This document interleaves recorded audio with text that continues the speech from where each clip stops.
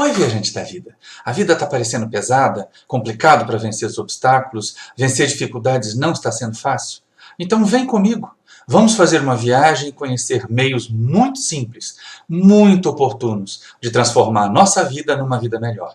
E aí, enquanto rola a vinheta, a gente aproveita para fazer aquelas ações que garantem o canal, sempre trazendo mensagens boas para você. Desde já, eu te agradeço.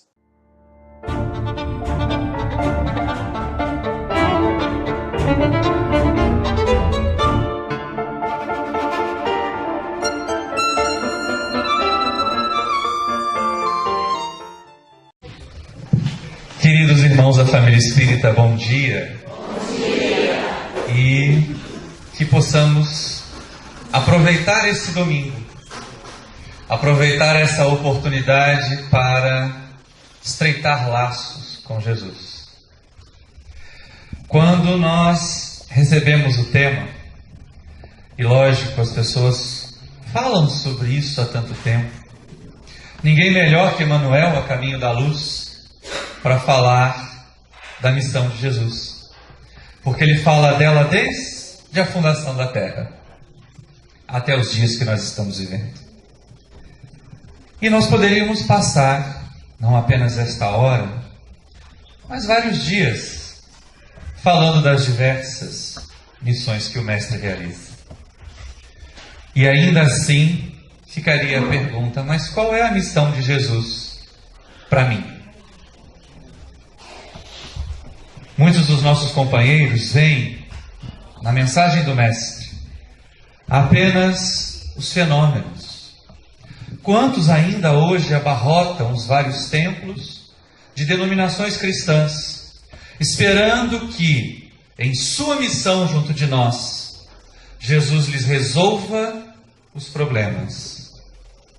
Quantos imaginam, até mesmo nas fileiras do Espiritismo, porque revelado pela mediunidade a possibilidade de os espíritos atuarem sobre os nossos corpos físicos, trazendo-nos benefícios. A saúde, como Jesus fazia, restituindo a saúde de tantos enfermos do seu tempo. E pensam que a missão de Jesus junto de nós é curar esses corpos que vão perecer. E às vezes abarrotamos, fazemos filas naquelas instituições que se propõem esse trabalho. Muitas com seriedade, muitas com dignidade, com dedicação e amor, inquestionáveis. Algumas outras nem tanto.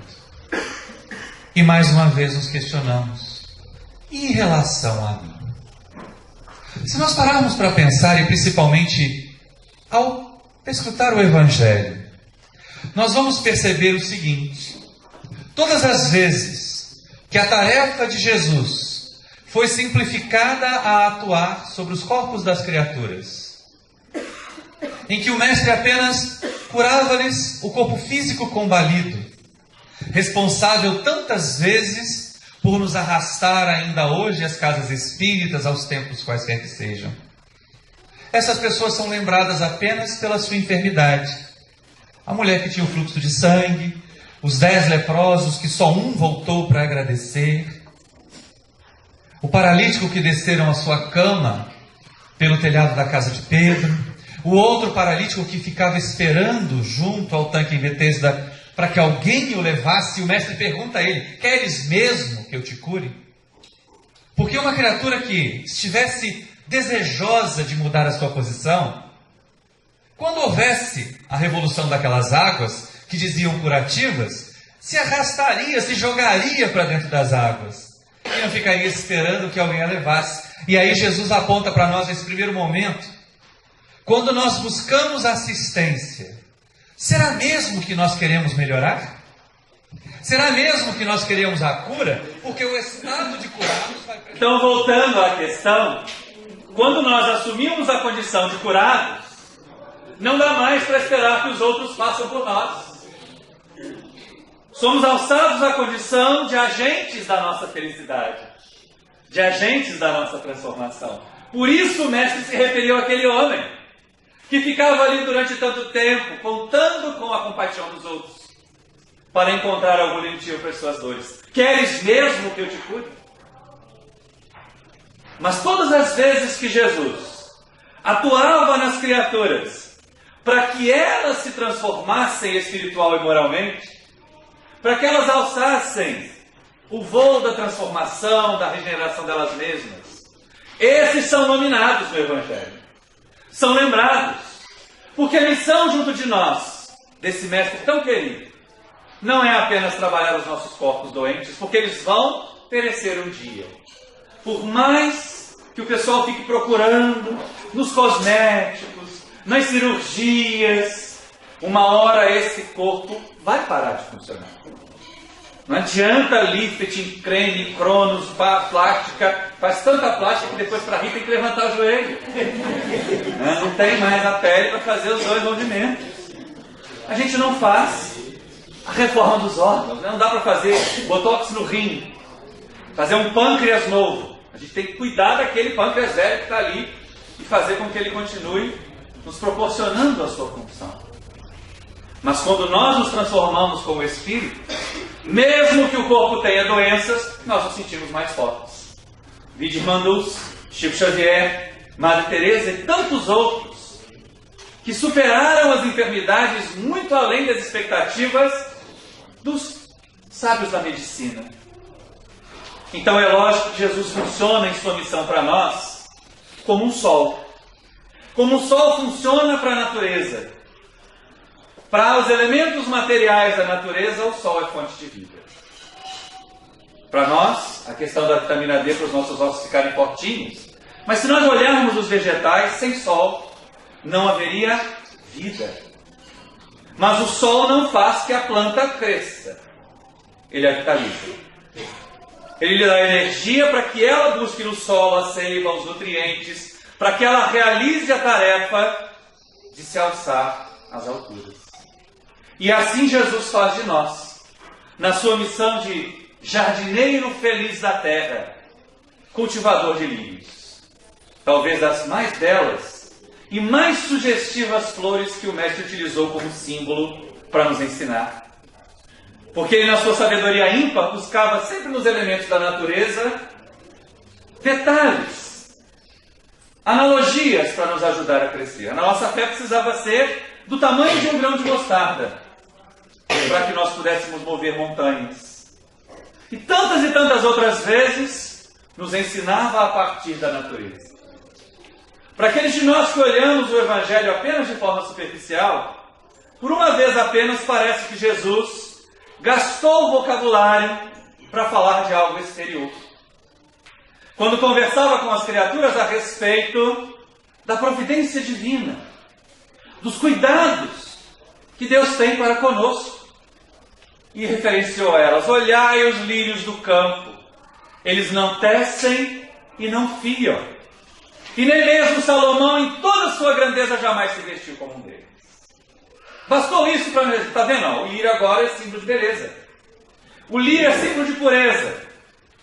Sejamos mais atentos ao que Jesus ensina. Onde nascem os lírios? Onde eles costumam florescer? Na maioria das vezes, próximos dos charcos, dos terrenos alagados, onde nós imaginamos haver apenas matéria em decomposição, lama, podridão. E aquelas pequenas sementes, ao receberem a energia do sol, mergulham raízes tenras naquela vasa fétida e a transformam num laboratório divino em seiva para si. Fazem esforços para romper as camadas de raízes, de folhas em decomposição, de lodo mesmo, e alcançam a superfície da água. Depois das primeiras folhas, até que alguns meses, nós possamos nos deliciar com o perfume do lírio e nos encantar com a beleza das flores. O lírio não é apenas o símbolo da beleza exterior, mas do nosso esforço de transformação. A missão do Mestre junto de nós é que, apesar das nossas muitas deficiências, ele vê a cada um de nós como um lírio. Nos potencializa com o seu Evangelho, como o sol faz com a semente. Nos desperta em determinados momentos, mas depois nos deixa com tudo isso para realizarmos nós mesmos o trabalho de embelezamento interior. Cada um de nós, em algum momento, será um líder. Mesmo que as criaturas prefiram argumentar, é muito difícil. São muitos anos cometendo tantos e tantos desatinos, talvez eu não consiga emergir da lama de mim mesmo. Mas, na verdade, emergimos. Basta que queiramos.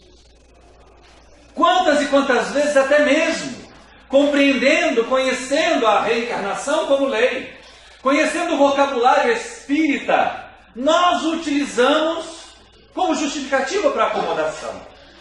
Ah, não, olha, eu aprendi lá no centro, a natureza não dá saltos. Então é lógico que eu não vou conseguir transformar determinada falha agora. É verdade, a natureza não dá saltos, mas olhemos em torno de nós.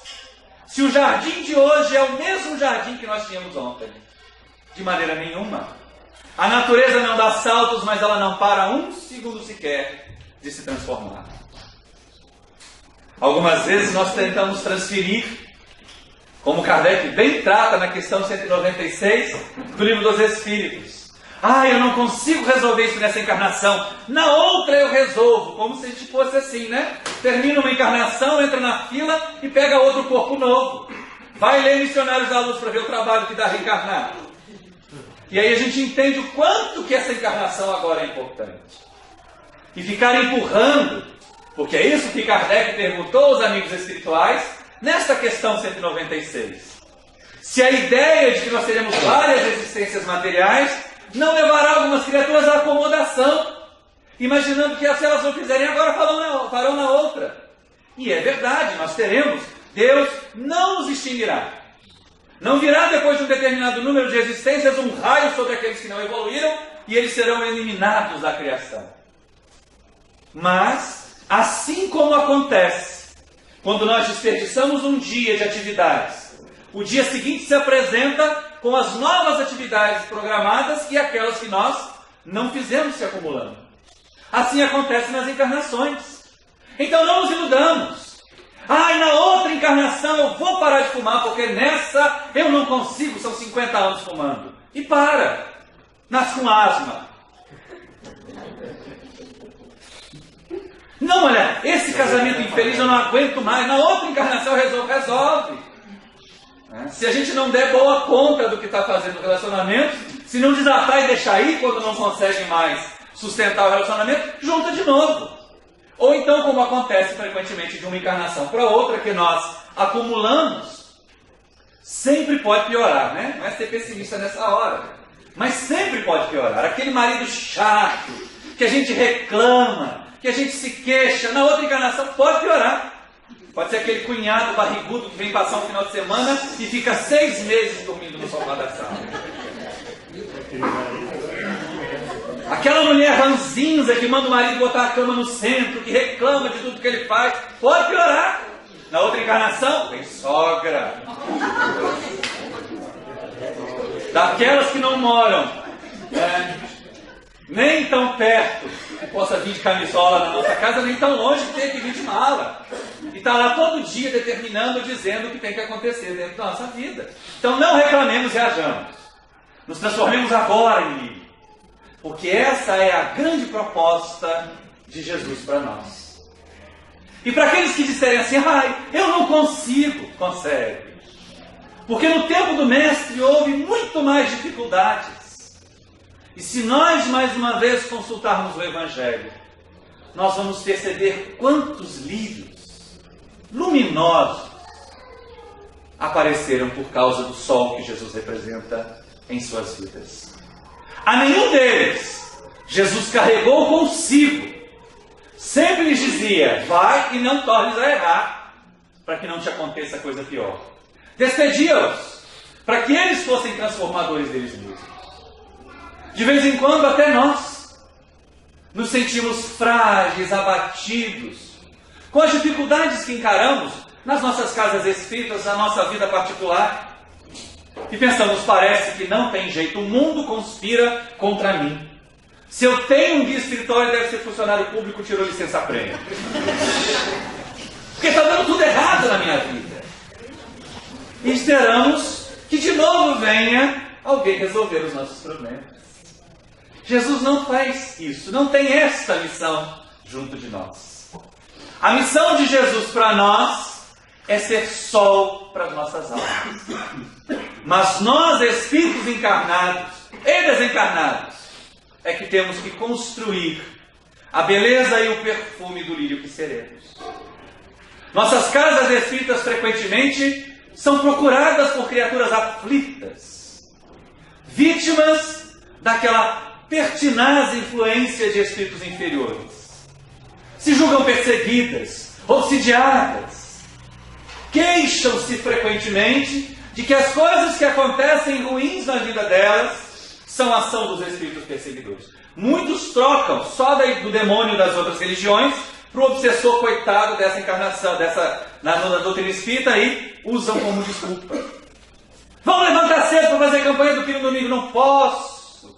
Meu obsessor não deixa. Isso chama preguiça, tá, gente? E aí quando... Esse tem nome. E eu acho engraçado que essa história do meu obsessor, tem gente que tem, né? Não, é o meu obsessor. Fiz isso que o obsessor me fez fazer. Nunca ele é responsável. Como o demônio era responsável pelas nossas quedas no passado. E aí eu faço aquele exercício mental. É difícil. A burocracia no mundo material é difícil, não é? E aí o indivíduo fala assim, eu tenho um obsessor, o meu obsessor, porque ele tirou RGO.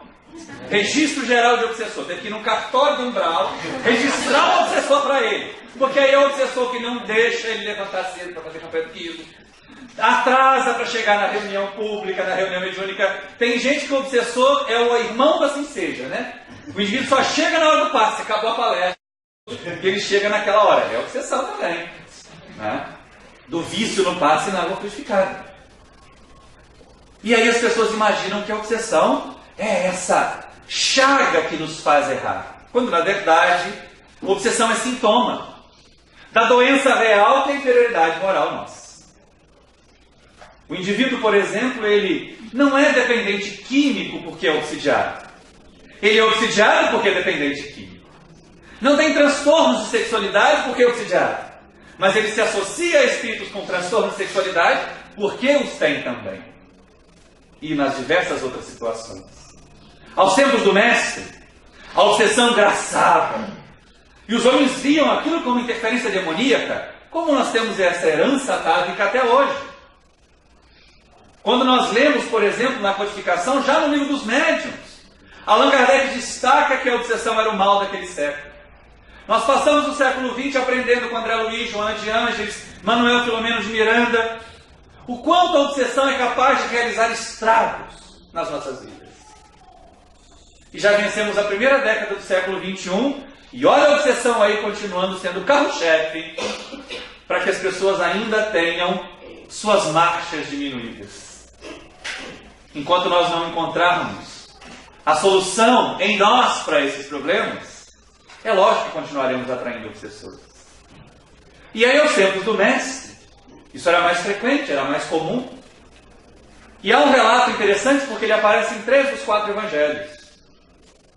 Quando Jesus atravessa de Cafarnaum para Gadara, e aportando naquela região que não era predominantemente judaica, vai ao encontro do mestre e o obsidiado. Lá ele é dito endemoniado, porque as pessoas imaginavam a existência desses seres votados perpetuamente ao mal, com uma justificativa perfeita para continuarem fazendo as coisas erradas que faziam. E era uma criatura que no relato do Evangelho aparece como alguém abjeto. Ele tinha seus surtos psicóticos. E aí se rasgava, se feria com pedras. Quando tentavam contê-lo com correntes, ele rompia as correntes e depois saía correndo nu para os sepulcros, para se esconder. É um símbolo, é um paralelo interessante. Era uma criatura que já estava tão degradada, física e moralmente, que não era considerado vivo. Por isso vivia junto com os despojos dos mortos. E esse ser, assodado por espíritos infelizes, vai ao encontro de Jesus. O mestre percebe porque os espíritos, mesmo os inferiores, são atraídos pela luz, como as falenas. A diferença é que as farenas tocam na luz e morrem. E os espíritos, ao terem contato com a luz, se iluminam. E os espíritos sofredores, infelizes, os obsessores daquele homem, fazem com que ele vá ao encontro do Mestre. E Jesus, percebendo a oportunidade de pôr termo àquela prova dura que já ia de longa data, de demonstrar as possibilidades que havia na doutrina nova que trazia, inclusive da autoridade moral, para falar com espíritos infelizes. Começa ali o trabalho de desobsessão que nós conhecemos hoje. O diálogo fraterno com os espíritos sofredores, que os discípulos não entendiam e, portanto, relatam até de forma mais ríspida. Mas em determinado instante, num ato de subjugação, os espíritos lançam aquele homem à terra e ele clama: que tenho eu contigo, Jesus, Filho do Deus Altíssimo. Vieste atormentar-me antes do tempo? E o mestre pergunta: qual é o teu nome? E eles respondem através do homem: Legião, porque eram muitos os espíritos ali envolvidos. Nesse instante, então, o mestre determina que eles se afastem. E com a sua autoridade moral, como os espíritos ensinam a Allan Kardec, que os espíritos superiores exercem sobre os inferiores uma ação moral irresistível.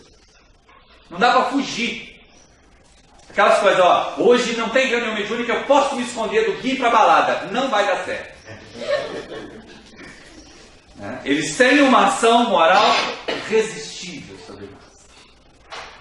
E quanto mais atrasado, mais a ação superior tem. Jesus era a ação superior por excelência. Então os espíritos se afastam do homem. Ele tem uma das suas últimas convulsões e estaciona e relaxa. E cria-se ao mesmo tempo, pela observação inadequada dos discípulos, o maior equívoco de interpretação do Evangelho, que esperou 18 séculos para ser resolvido. Eles acharam que os espíritos saíram do homem e entraram nos porcos. E os porcos saíram correndo e caíram no rio e morreram. Aí a gente pensa assim: espírito de porco é aquela criatura que faz brincadeira, bota o balde com água suja no vão da porta, cola chiclete no cabelo do coleguinha na escola. Aí a gente já fala logo: fulano é um espírito de porco. Ou como a gente fala lá em Minas, espírito de porco para sair tudo junto e mais depressa. Mas não é nada disso. Os espíritos não entraram nos porcos, porque os animais não podem ser médiuns, como apresenta para nós no livro dos Médiuns Allan Kardec, e como discute em profundidade Gabriel Delany no livro A Reencarnação. E de vez em quando nós nos distanciamos dos clássicos. Kardec, Gabriel Delany, Leon Denis precisam ser mais vivenciados e estudados nas nossas instituições.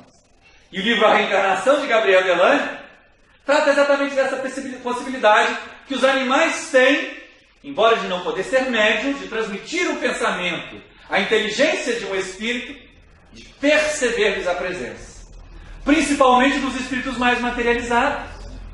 Principalmente dos espíritos mais inferiores. E aí imaginemos nós, se nós pudéssemos, como a mediunidade de clarividência naquela época, observar a cena que os discípulos não entenderam. Um grupo de espíritos sofredores, macilentos, se afasta daquele homem com vibrações pesadas e passam perto dos coitados dos porquinhos. Eles se assustaram. Não acontece nos dias de hoje ainda? Um cachorro começa a latir para um canto do muro que ninguém vê nada. Um cavalo está caminhando, empaca e ninguém faz com que ele desate dali. Ou empina e a gente não sabe por quê. Porque eles estão percebendo, e normalmente espíritos mais atrasados. O único relato interessante que nós temos, em que o animal percebe um espírito mais elevado antes do homem, aparece no Velho Testamento.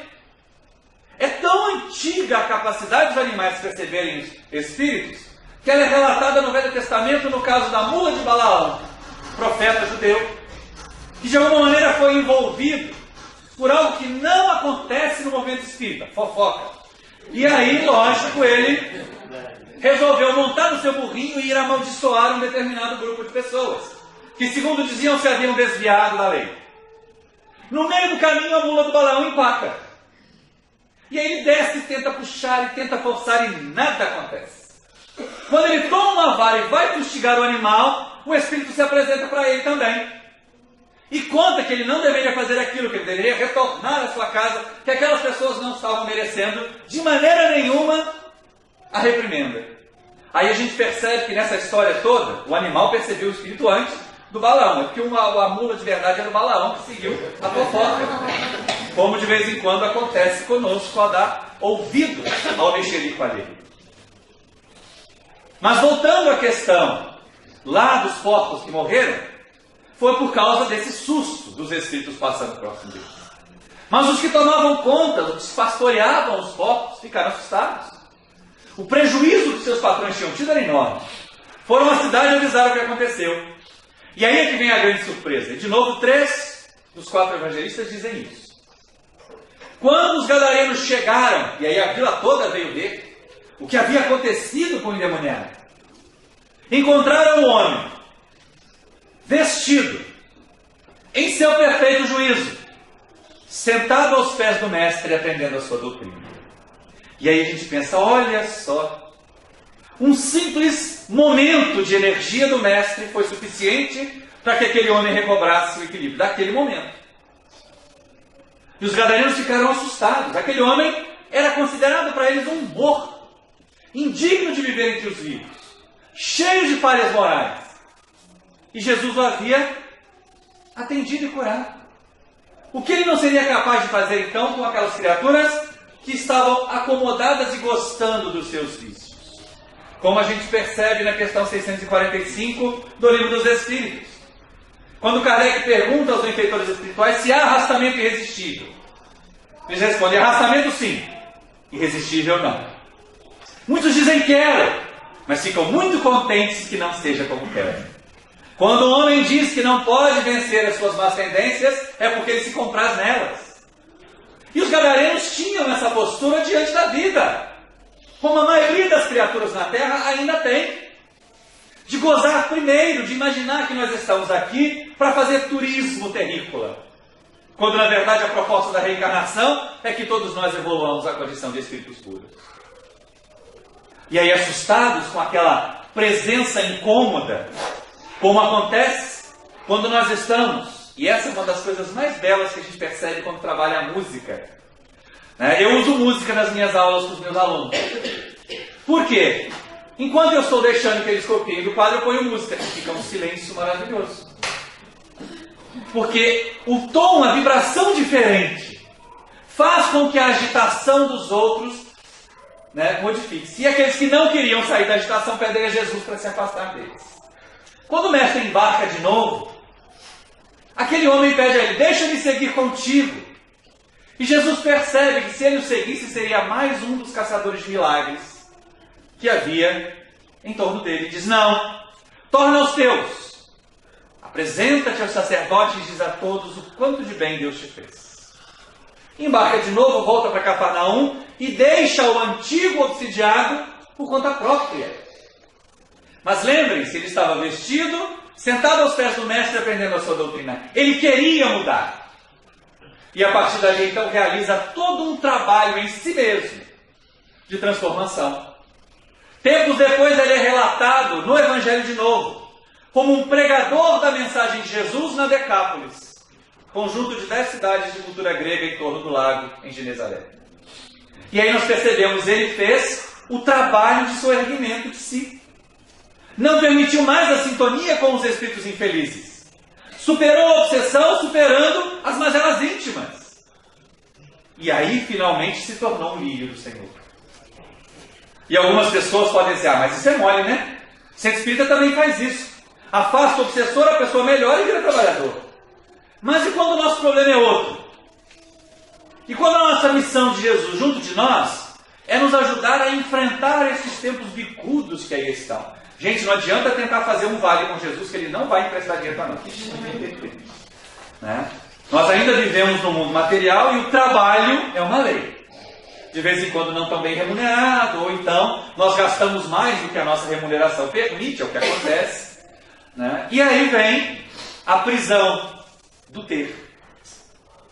Que nós estávamos até comentando hoje de manhã. Foi aqui mesmo, Foi aqui. Que nós somos bombardeados todos os dias com a falsa ideia de que precisamos. Eu preciso de um smartphone novo. Precisa mesmo.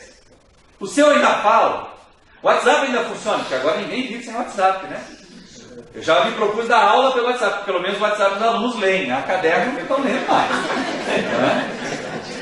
Mas eu acho que vai ser muito difícil, porque eu tenho dificuldade para digitar com 2 dedos só. Eu aprendi datilografia, eu sei digitar com os 10. Com 2 fica complicado. Né? E aí a gente se percebe algumas vezes, eu não consigo porque eu tenho que trabalhar. Não dá para eu atender a reunião no centro 2, 3 vezes na semana, não dá para ir no ESG. Porque é justo no dia que eu faço serão na empresa. Ou é justo que eu atendo no 2º consultório, no 3º escritório. E tem gente que faz assim, não, olha, para manter o meu padrão de vida, a gente acha que o padrão de vida na Terra é o objetivo. Quando na verdade ela é transitória. O ter é transitório, o ser é permanente. E a gente trabalha tanto pelo ter e esquece às vezes de trabalhar pelo ser.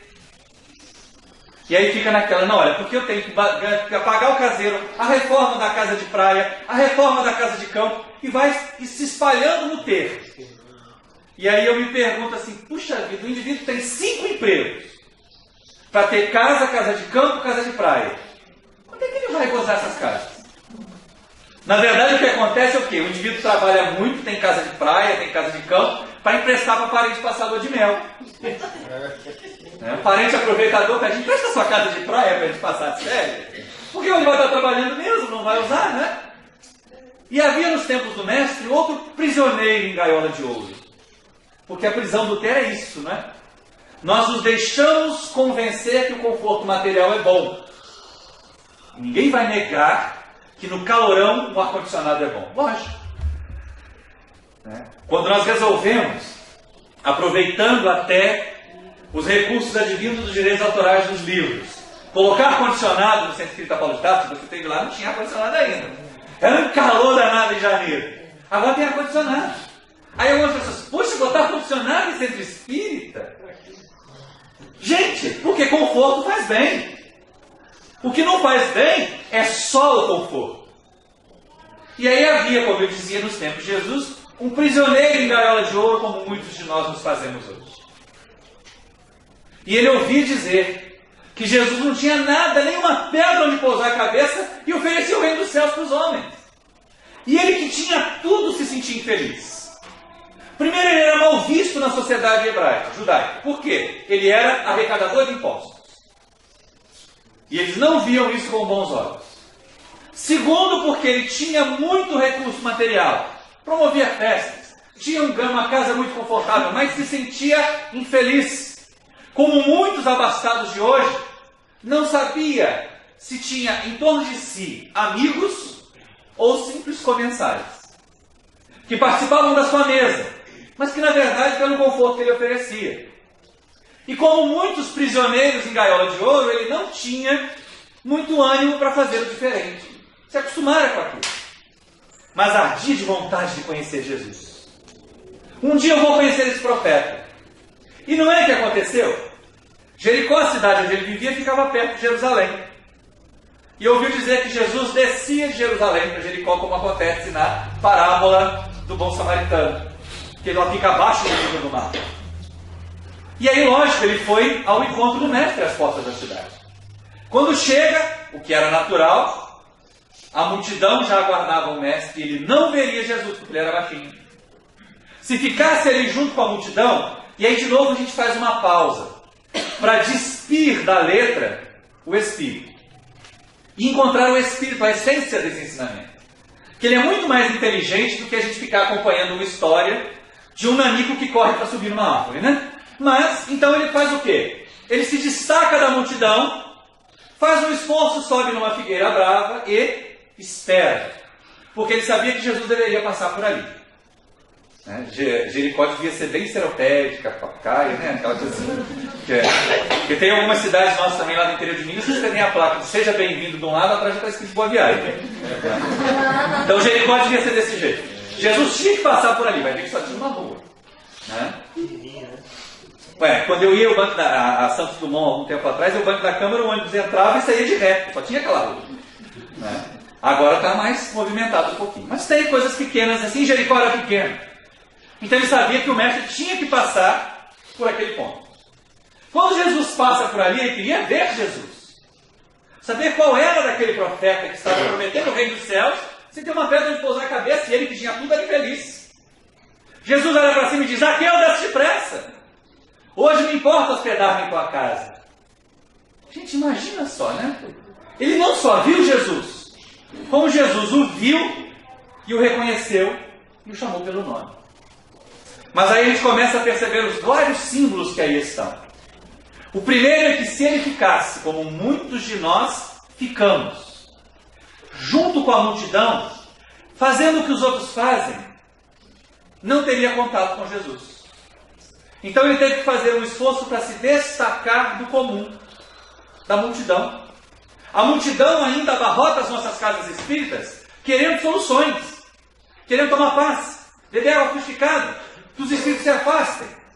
Mas poucos se destacam dessa multidão e se transformam em trabalhadores, cooperadores de Jesus. Ele fez esse esforço. Mais ainda, se ficasse no mesmo nível, Jesus espiritualmente estava muito acima e está muito acima de nós. Mas o que ele faz? Um esforço para subir numa árvore. Simbolicamente é aquele nosso momento de oração. É aquele nosso momento em que nós tentamos o contato com os benfeitores espirituais. Em que nós nos elevamos para alcançá-los ou para sermos percebidos por eles. E aí somos percebidos por eles. Jesus identificou Zaqueu. Não porque ele subiu na árvore, mas pelo esforço para que ele pelo menos melhorasse um pouco a sua vibração, a sua evolução. Mas aí o que o mestre diz para nós, através de Zaqueu? Desce depressa. Volta à coletividade. Hoje me importa hospedar-me em tua casa. Na verdade, a gente não tem que ficar o tempo todo querendo subir para Deus, mas fazer com que a nossa casa seja capaz de acolher Jesus. O Mestre quer que nós transformemos a nossa terra, a nossa casa, o nosso planeta, a nossa vida, num ambiente onde ele possa ser acolhido. E aí Zaqueu desce jubiloso e vai preparar uma ceia para Jesus. Os fariseus começam a fofocar, né? Olha, ele foi cear na casa de um homem de má vida. Porque os publicanos, os cobradores de impostos, eram vistos como pessoas de má vida. Porque algumas vezes, até porque era um trabalho perigoso, eles sobretaxavam o que deveriam passar para Roma para poder ficar com uma parte.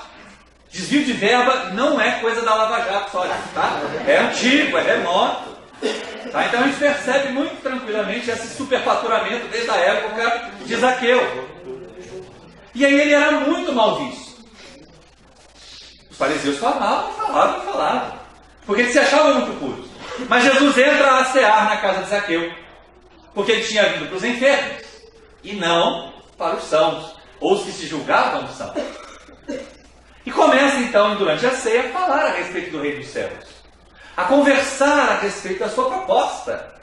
E Zaqueu vai se empolgando e vai se permitindo tocar pelo sol do Evangelho. De novo, aquele momento, aquela ceia na casa de Zaqueu, é o momento em que o sol do Evangelho toca a semente do que será um lírio, muito tempo depois. Então Zaqueu se ergue e diz: Mestre, doa metade de tudo que tem aos pobres. Primeira promessa. E se alguém defraudei, restituirei quadruplicado. A segunda. E aí Jesus enaltece aquele ato, diz que Zaqueu também é filho de Abraão, que ele, Jesus, tinha vindo para os doentes e não para os sãos, e parte de Jericó.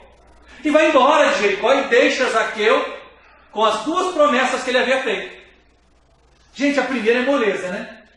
Da metade de uma fortuna, a gente ainda continua com outra metade, que é uma fortuna.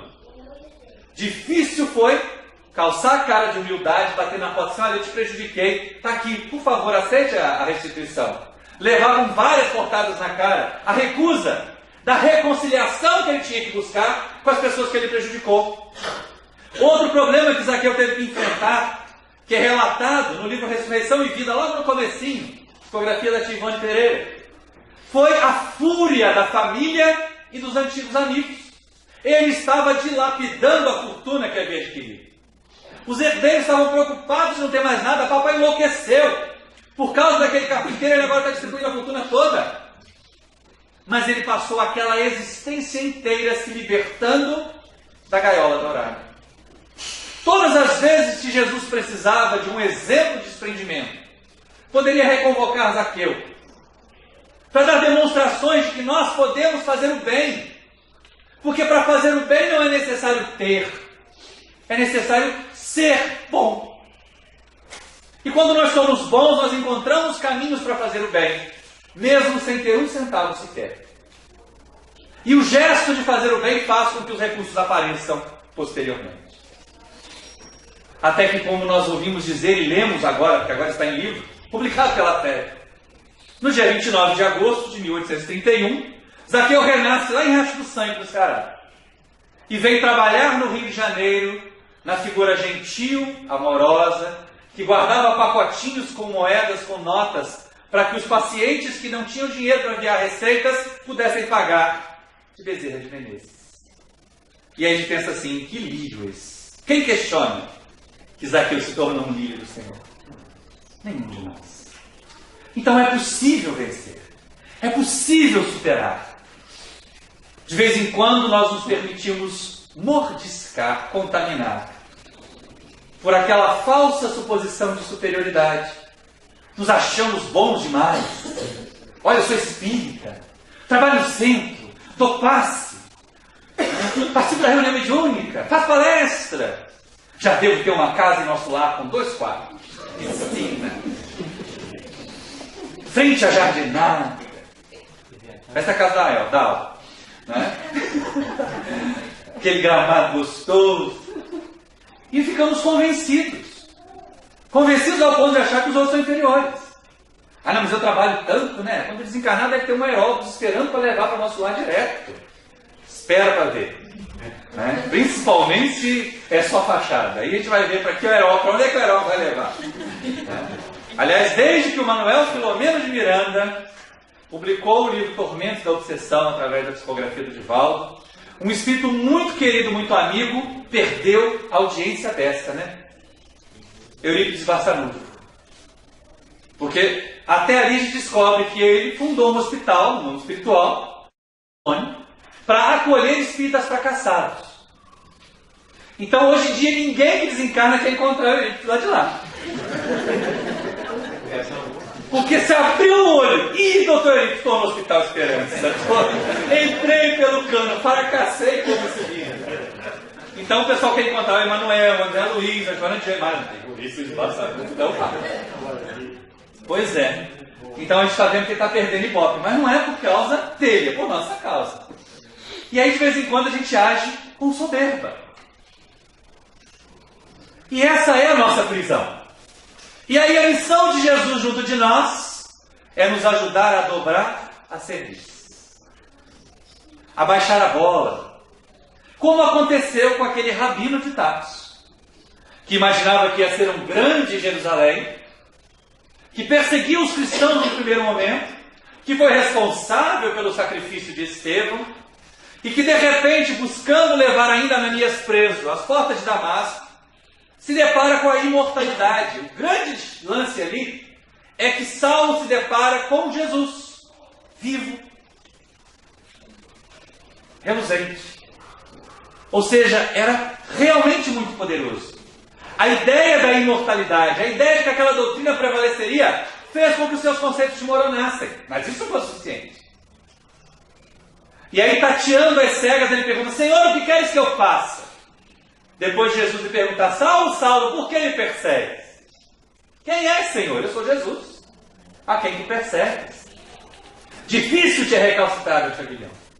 E aí quando nós estudamos, e esse merece ser estudado, não apenas lido, o romance Paulo e Estevão de Emanuel, nós percebemos que Jesus tentou convocar Saulo várias vezes. E ele resistia a Jesus. Até que as portas de Damasco desmorona o seu mundo de vaidades. A suposição da supremacia da lei de Moisés. E ele percebe que a doutrina trazida por Jesus era sim superior à de Moisés. Moisés a lei, Jesus o amor que transforma a terra inteira. Por isso a doutrina espírita não se propõe ser uma novidade, mas apenas a revivescência daquela mensagem de Jesus, ampliada agora pela percepção, pelo entendimento que a lei da reencarnação nos proporciona. Entra na cidade, diz o mestre, e lá te será dito o que fazer. E cego ficou meditando, orando, refletindo por 3 dias. Até que Jesus aparece pela mediunidade de Ananias e diz: Ananias! E aquele que Saulo perseguia percebe-se diante do seu mestre, desde aqui, Senhor. Vá até a rua chamada direita, a estalagem de um certo Judas. Lá um homem, varão de Tarso. Há 3 dias ele não come e não bebe. E numa visão, viu que um certo Ananias estendia a mão para que voltasse a ver. E o médium recua. Mas, Senhor, eu sei, ouvi falar dele, do quanto mal tem feito aos teus seguidores em Jerusalém. Mas vai, Ananias. Ele é para mim um vaso escolhido. E eu lhe mostrarei. E aí vem a história do raio do sol que nos toca, mas cabe o trabalho da transformação em vida a cada um de nós. Eu lhe mostrarei o quanto deve padecer por amor ao meu nome. E Ananias foi. Restituiu a visão a Saulo. Pouco tempo depois, convencido das verdades da mensagem do mestre, passou a assinar o seu nome à forma romana Paulo e teve a missão árdua, muito árdua, de resgatar o cristianismo do judaísmo. Porque, do contrário, nós nos teríamos perdido como seita judaica, como aconteceu com os essênios. E leva aos gentios, e fala aos poderosos da terra, e prega o evangelho até mesmo ao imperador romano. E várias vezes é apedrejado, é chicoteado, é preso, naufraga, enfrenta a chamada morte de diversas maneiras, por amor àquela disseminação do evangelho, por entender que viver e ensinar, ou ensinar vivendo, que era muito mais efetivo, era o seu caminho, a proposta de Jesus para ele. Era a missão dele na proposta de Jesus. Ao chegar ao termo da existência, o algoz hesita com a lâmina. Porque Nero havia feito antes uma festividade em que vários cristãos foram sacrificados. Mas como a figura de Paulo, agora Paulo, tinha destaque depois de tantos anos de dedicação ao Evangelho, mesmo entre os romanos poderosos que intercederam tanto por ele, o imperador teve receio de que causasse um escândalo e uma convulsão social. Então mandou que os soldados o levassem para fora da cidade e ele fosse executado em surdina. E então o carrasco hesitava com a espada a tremer nas mãos. E ele pergunta: por que hesitas? E o homem balbucia: o quanto eu te lastimo. E aí, com altivez, embora frágil, combalido, fraco fisicamente, diz: não me lastimes a mim. Ao morrer, eu vou para o meu mestre. Mas ao terminar o teu trabalho nefasto, terás que voltar para Nero e te gerir. Lastima-te ante a ti mesmo. Levantou o pescoço e a espada ceifou-lhe a vida física. E depois foi acolhido por Ananias, por Jesus, por Abigail, por Estevão. Naquela existência fez-se um lírio. Tinha toda a base para isso. O conhecimento, a boa vontade, como nós falamos ontem, lá no Deus, Cristo e Caridade, ele já tinha as mãos e a mente aptas para o serviço. Faltava só mudar a base. Deixando a base da lei de Moisés, assumindo a base do amor com Jesus, ele se tornou um verdadeiro lírio. E nós poderíamos gastar o resto da manhã, que já vai longe, né, falando de outros tantos lírios do Evangelho, mas um deles talvez nos marque, e particularmente nos marca ainda mais delicadamente.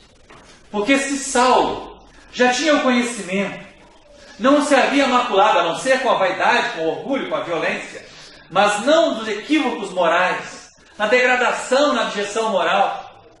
Ele imaginava estar servindo a Deus fazendo o que fazia, embora de forma equivocada. Alcançou numa existência essa condição de lírio. Esta mulher, e a mulher na sociedade judaica tinha muito mais dificuldades que a mulher nos dias de hoje, que a mulher em qualquer outro tempo. Ela conseguiu fazer a maior revolução em si mesma, que a história do Evangelho nos traz. Porque ela desde cedo se percebeu muito bela.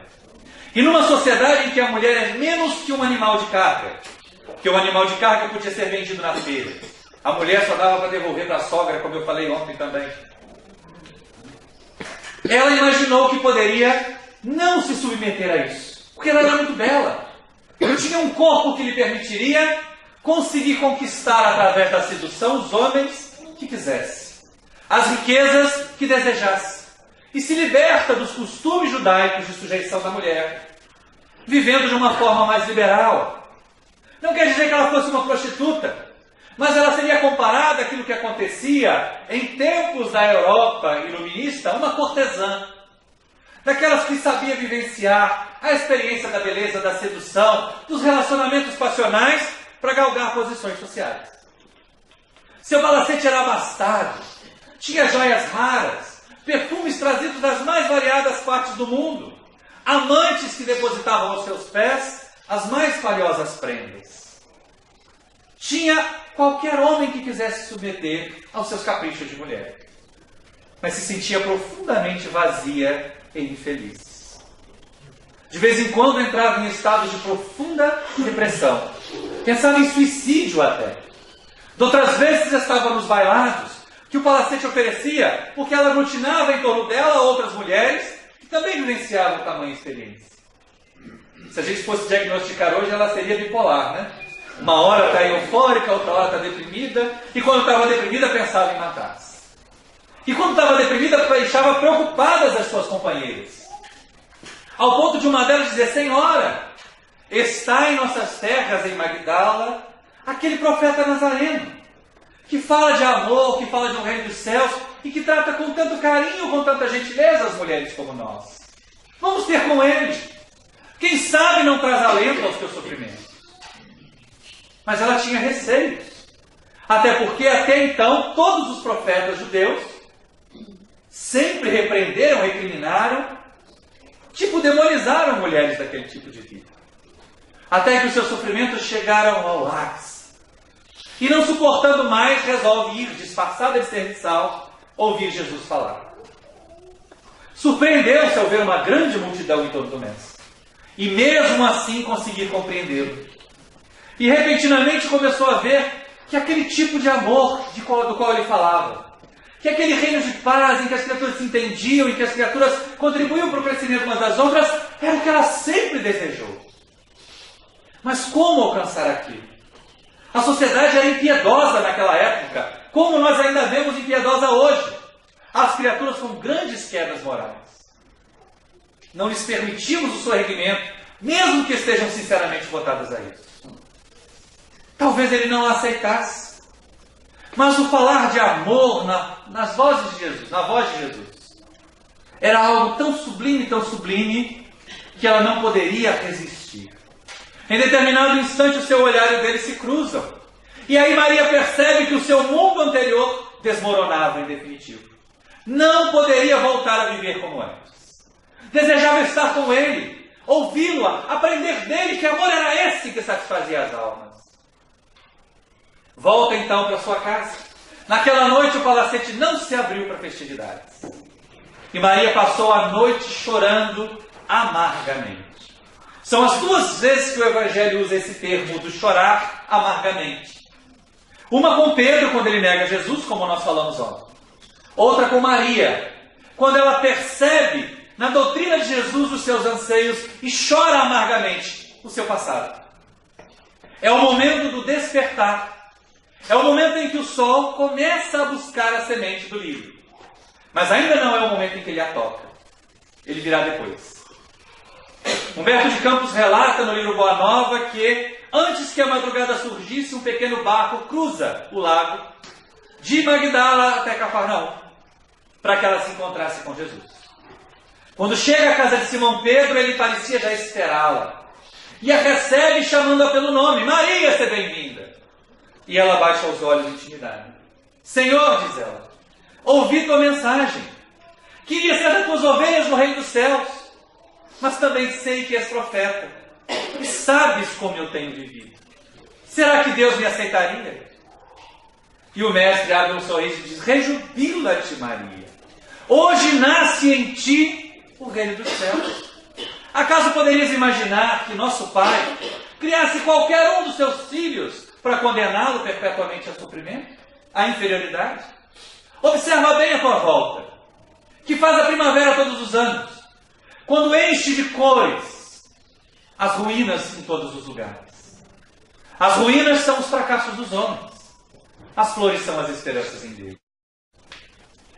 As criaturas precisam aprender a amar, até mesmo a renunciar a si e a sacrificar-se, em nome do amor.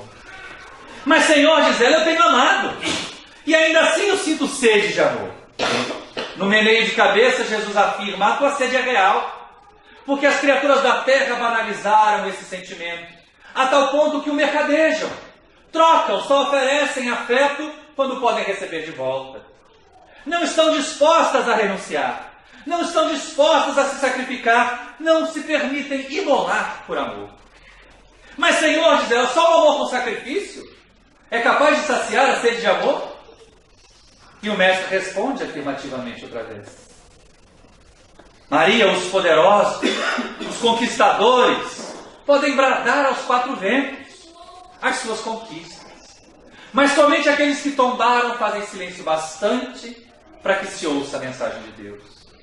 Na tua condição de mulher, e olha para especificamente a esta situação, já consideraste o sacrifício das mães? Não são elas que cultivam o jardim da vida? E os homens insanos empastam de lama e sangue? E depois gentis, humildes, maceradas até, elas voltam a cultivar? Ao ouvir a referência à condição maternal, Maria desperta. Desgraçada de mim, Senhor, e cai chorando ao chão. Jamais poderei ser mãe. Porque ela considera, adequadamente, que naquela sociedade, com o tipo de vida que ela havia tido antes, ninguém a desposaria. Jamais conseguiria constituir uma família.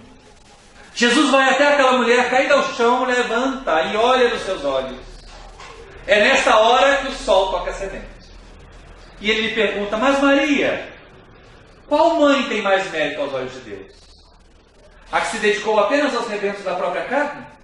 Ou a que se fez mãe dos filhos da dor? Então é isso, Senhor. Doravante serei mãe das minhas irmãs de infortúnio. Abrirei minha casa aos sofredores. Será ali um ponto de acolhida de todos os que estão necessitados.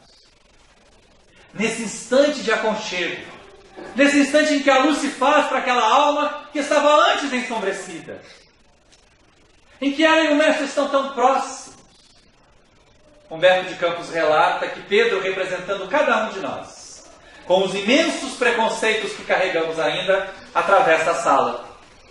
E ao vê-la aconchegada ao Mestre, olha com olhar de reprovação. Não permite, pelo menos no primeiro pensamento, que aquela criatura que era uma fracassada moral, que era pura lama no conceito social, se associasse à luz com Jesus. E Maria sente o peso daquele olhar. Volta-se para Jesus, súplice e pergunta, e Senhor, e se não estiveres mais conosco? Jesus entende a profundidade da pergunta e responde, mas Maria, é verdade. O Filho do Homem será tirado de vós. Mas aqueles de nós que nos amamos, estaremos sempre juntos. Ao percebê-la reunindo os seus pertences para sair, quando atravessava a porta, Jesus lhe dá a sugestão definitiva, a proposta de renovação. Volta-se para ela e diz, vai Maria, sacrifica-te, ama, arde o caminho, estreita a porta. É necessário crer e amar somente. E a partir daquele dia, ela nunca mais deixou Jesus. Embora Jesus materialmente nos tenha deixado, ela nunca mais deixou o Mestre. Durante os tempos em que ele esteve materialmente conosco, ela buscava aprender a sua doutrina, mas vivenciar em si mesma também. Em todos os instantes onde ia, no jantar em Betânia, quando enxuga seus pés com os cabelos, em vários outros momentos, até mesmo aos pés da cruz. Quando parecia que as sombras tinham sido vitoriosas, quando ela lamentava porque se havia acostumado a viver à sombra do Mestre. Como agora continuar sem o teu carinho? Como continuar sem o teu olhar, Senhor? E chorava copiosamente. Das 3 pessoas que tiveram coragem de enfrentar o temor pela própria existência material, ela foi uma que se manteve aos pés da cruz. Os outros 2, por uma natural energia, ali estavam. Maria de Nazaré, porque o afeto maternal leva as mães onde as pessoas não acreditam que seja capaz. E João, a juventude que não tinha temores, a capacidade de reagir, de transformar, de fazer melhor, porque acredita em si. Estavam aos pés da cruz. Os outros todos haviam debandado. Mesmo os discípulos mais próximos, como Simão Pedro, temiam pela própria existência naquele instante. Mas lá estava ela. E testemunha, ouve as últimas palavras do Mestre, ao nos tornar todos, de certa maneira, irmãos, pelo afeto maternal de Maria de Nazaré. Quando a mãe do Mestre lamenta: meu filho, o que fizeram contigo? Jesus ainda baixa os olhos e diz: mulher, por que choras? E a Mãe Santíssima apenas repete: meu filho, meu filho. Ele olha para ela e diz: mãe, eis aí o teu filho. E volta os olhos para João. E depois para João e diz: filho, eis aí a tua mãe. Não é necessário laço consanguíneo para que nós sejamos todos uma grande família em Jesus. E ela testemunha aquilo tudo. Os momentos dolorosos culminam quando o Mestre expira, é sepultado, e ela retorna ao lar, sentindo um profundo vazio. O que fazer a partir daquele momento? Como seguir sem Jesus? Ela ainda não havia percebido em si mesma a energia capaz de realizar transformações. E como era costume na época achar que nós éramos o corpo que tínhamos, imaginou que se estivesse próxima do sepulcro do corpo de Jesus sentiria menos saudade. Então resolveu ir ver o seu mestre. Como de vez em quando a gente vê o pessoal no finados indo lá fazer uma visita para a vovó, para o vovô. Aquele é só osso. E se tem osso ainda, né, gente? Vovó e vovô estão em outros lugares muito melhores. Nós não precisamos cultuar ossos. Mas ela foi. E quando chega, encontra a gruta onde o corpo do mestre havia sido deixado, com a pedra que a cobria removida. Entra para ver se o corpo estava lá e encontra só tecidos no chão. Procura mais ao fundo, onde a caverna era escura, e nada encontra. E de repente alguém atrás dela pergunta: mulher, por que procuras entre os mortos aquele que vive? E ela, achando que falava com quem tomava conta daquele jardim, diz: Senhor, se levaste o corpo do meu mestre, diz-me onde está e eu buscarei. E o homem se faz reconhecer por uma simples palavra, como naquele dia na casa de Pedro. Ele diz: Maria! E ela se volta. E vê à entrada da caverna o mestre de pé. Mestre! Os olhos chamejavam de alegria. Agora, estás vivo! Jesus compreendeu tanto a capacidade desse Espírito de se tornar lírio, que ele foi escolhido para deixar para nós a mensagem da imortalidade. Não foram os discípulos que debandaram. Foi aquele ser que das condições mais abjetas, da maior degradação em si mesma, se alçou à condição de lírio naquela existência, que ele escolheu para ser a mensageira da imortalidade. E ele pede que ela vá avisar os demais irmãos. A alegria permanece entre eles durante tanto tempo. Tem que relatar o que aconteceu em torno do sepulcro, a visão do mestre, a alegria de vê-lo vivo. A morte não existe. Maria de Magdala é responsável por trazer para nós aquela notícia que o Espiritismo teve que trazer de volta. A morte não existe. Nós somos muito mais do que o corpo que temos.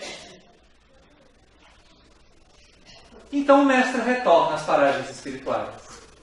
Os discípulos, agora alçados à condição de apóstolos, começam a se dispersar para as mais variadas regiões a desempenhar sua missão. Quando os dois últimos resolvem deixar Cafarnaum e juntar-se a Pedro e João em Jerusalém, ela pede para ir com eles. E eles recusam. Tua condição de mulher, teu passado nos prejudicará. E Maria se viu sozinha, perambulando por Magdala, por Cafarnaum, tentando manter com vida digna a sua existência, vendo as portas se fecharem para ela quando buscava um emprego de serviçal, porque as matronas diziam: vai-te daqui, mulher infeliz, não te acolheremos em nossa casa para que não nos roubes os maridos. Ela tinha que se sacrificar e suportar os convites para voltar à vida anterior.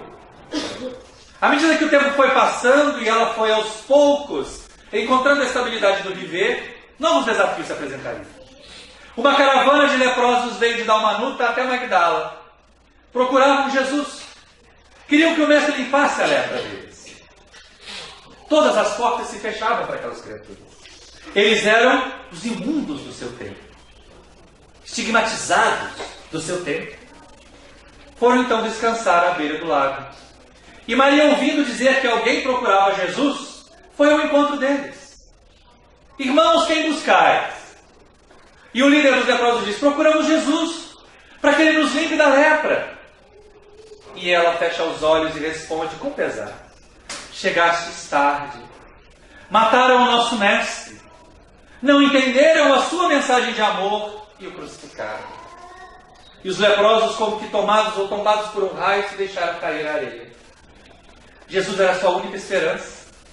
E ela percebeu naqueles olhares sofridos a ânsia por um lenitivo. Ela não poderia curar-lhes as chagas, mas poderia acender uma nova chama nas almas. E passou aquela noite inteira a conversar com eles sobre os ensinamentos do Mestre, a ativar-lhes a esperança, a fazer com que desejassem continuar. Ao amanhecer, a determinação das autoridades de Magdala é de que eles se retirassem, fossem para Jerusalém, onde deveriam se internar, no Vale dos Imundos. Antes que eles se perdessem numa curva do caminho, ecoa na mente daquela mulher uma pergunta que lhe havia sido feita muitos anos antes: Maria, qual mãe tem mais mérito aos olhos de Deus? A que se dedicou só aos rebentos da própria carne? Ou a que se fez mãe dos filhos da dor? E ela corre ao encontro deles, e caminha com eles até Jerusalém, e entra com eles no vale.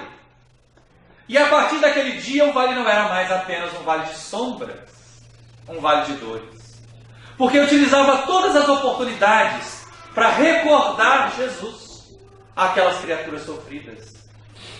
O estigma era tamanho que, se crianças tinham pais com hanseníase e com lepra, eram exiladas no vale, também viviam tristemente. E elas passaram a voltar a brincar. Os moribundos vinham beijar a orla do seu vestido antes de partir para o mundo espiritual, confiando de que lá encontrariam uma vida melhor. Maria se tornou a luz do vale, e décadas dobraram-se sobre décadas, iluminando aquelas mentes e corações. Certa tarde, ao banhar-se, ao preparar-se para a pregação daquele dia, percebe uma mancha violeta sobre o seio. Toma de um espinho, crava na mancha e não sente dor. Dos primeiros sintomas da hanseníase, a insensibilidade. E ela então, que havia sido antes uma leprosa moral, percebe aquilo que Jesus lhe havia dito: só os que se permitem imolar, só os que se sacrificam por amor encontram saciedade. E ela estava plenamente satisfeita com o amor que desfrutava.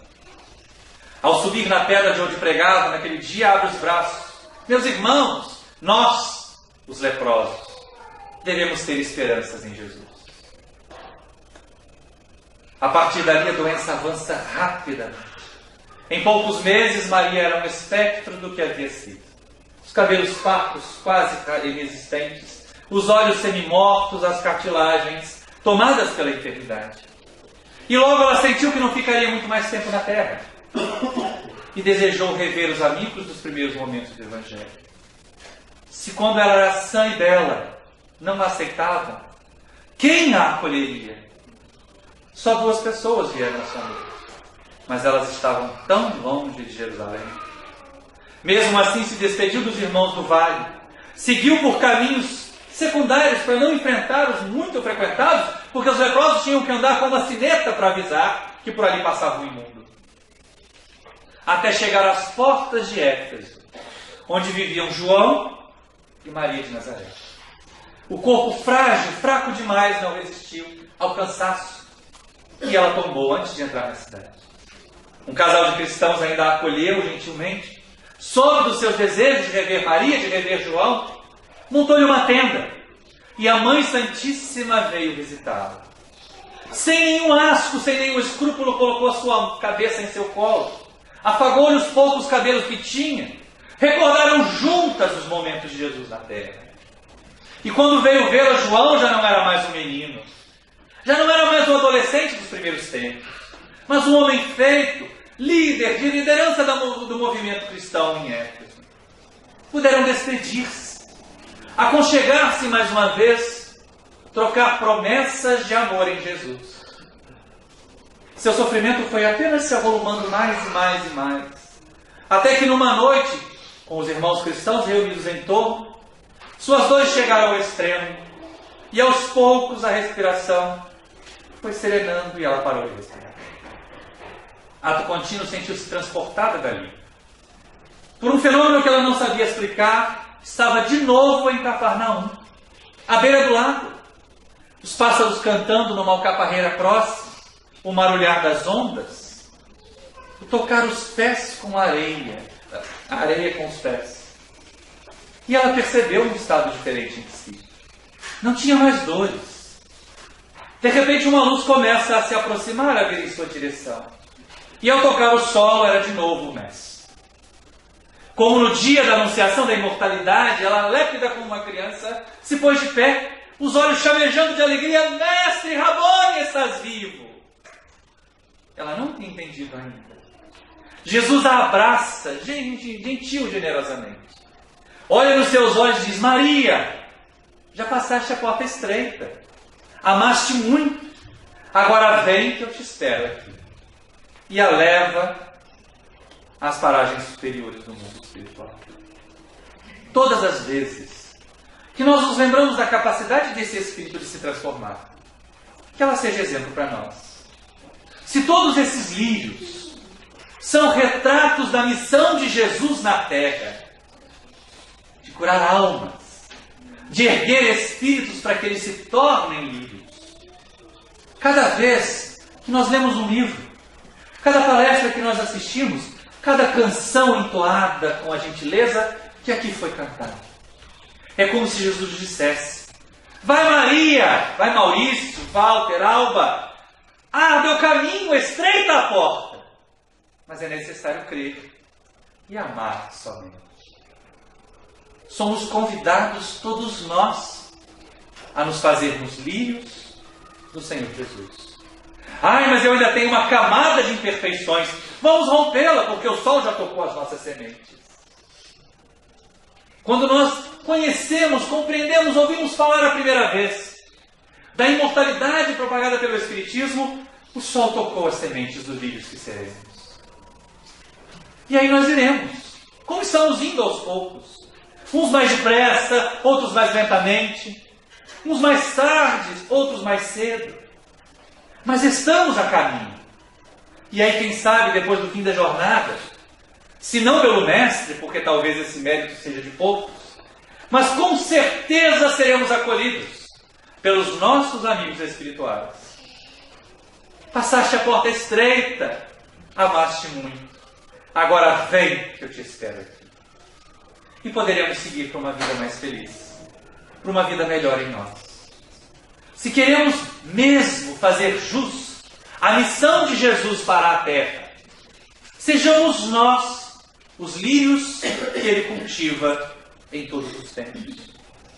Só nessa condição de lírios do Senhor é que nós encontraremos a felicidade.